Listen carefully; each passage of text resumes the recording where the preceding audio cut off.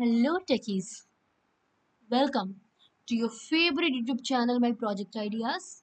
I am Simran and today we are gonna learn about another interesting topic of the DSA session, that is iterative power.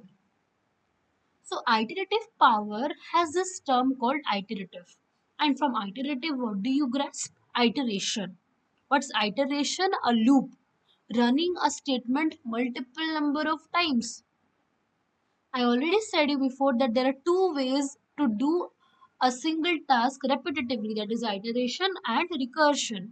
So here what we are gonna do, we are gonna learn about iteration, that is iterative power. How do you find out the power of a number using the iteration method? So let's have a look at the code, at the algos, the logic, and let's try to conquer this topic. Here we are. So suppose a base is given 2, for example, and power is suppose 6 or 5. So if your n is 2 and the power is 5, then what do? 2 cross 2 cross 2 cross 2 cross 2. So a simple thing like a 2 multiplied by 2, it's a simple multiplication is repeated. So we are gonna find out this part using iteration. So let's see how do we do it.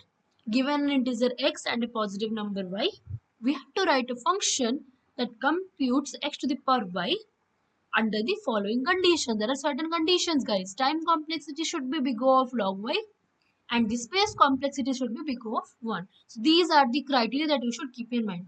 You must be very amazed that why are we looking at the time complexity and space complexity of each and every program? Because guys, when you will be coding for competitions, like there are certain platforms called competitive coding, then when you will be giving the online assessment for different companies, they will restrict your time complexity and space complexity.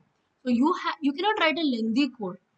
You have to write the code which follows the optimized time complexity and the space complexity. Got it? That's why we are focusing much on the efficient solution. That's what the motive of DSA is all about, and that's what the motive of this course is all about. So let's see the examples. Suppose x is equal to 3, y is equal to 5. So output will be 3 to the power 5, that is 243. And if 2 to the power 5, then we have 32. So why the recursive solutions are not preferred? That might be a question in your mind. Because the recursive solutions require a recursive call stack and they involve a function call over it. So the space complexity is gonna increase. The time complexity is gonna be very subtle, but the space complexity is gonna increase if you are gonna use recursion. Okay. So you know that the time complexity is big O of Ly. We are gonna write it in the terms of big O of Ly, where y is the power and auxiliary space is big O of 1. So what we are gonna do is again move to the text editor and gonna write our code. So already have created a file. Let me start writing the program and you guys please follow. So let's create a function def par. Let's write the parameters. Now we have the resultant as 1. This is the result, or you can call the resultant. Then let's begin with a loop while y is greater than 0. So if y is odd, what you are gonna do? You are multiplying x with the result. So let's do that. If y bitwise AND operator 1, so we are gonna multiply it by the number. Okay. So now we have already taken care of the odd case. Now what we are gonna do? We are gonna take care of the even case. So we are here doing the right shift operator. What does this mean? So this is another way of doing the integer division, guys. So so this can be written as, let me write and show you. This can be written as, so this is same as this. You can write this term in place of this. This two are basically the same. Okay. Next, x is equal to x multiplied by x. So do not worry about this. We are gonna do it.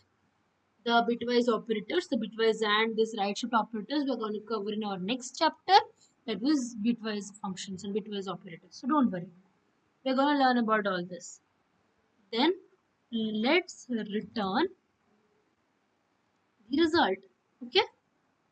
Now let's put a driver code, driver program. So if name is double equal to main here, and let's put the parameters x is equal to 3 and y is equal to 5. Now what's the job that we are gonna do? I'm gonna write the statement. Print power is, what is the power? The function power. Let's call the function and let's put those parameters. Got it? Let me save it and let's run it. So here you got power is 240. So I hope you understood this code. I hope you understood the algorithm quite well. It was very simple, right? Only the iteration what we covered here. So this is the end of our chapter, which covered all the mathematical properties, the mathematical functionalities. In the next chapter, we are going to learn about the bitwise operators. Okay? So today, I'll take a leave from you. Till then, keep coding, keep learning, and keep rocking. With this, I would like to take your leave. Bye-bye. Have a great day.